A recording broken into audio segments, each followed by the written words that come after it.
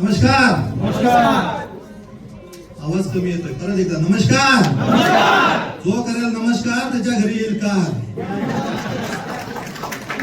ना संघर्ष का तकलीफ तो क्या मजा है जीने में, ना संघर्ष का तकलीफ तो क्या मजा है जीने में, बड़े बड़े तूफान थम जाते हैं जब आग लगी हो सीने में, जब आग लगी हो सीने में. संगमनेर वाचतो.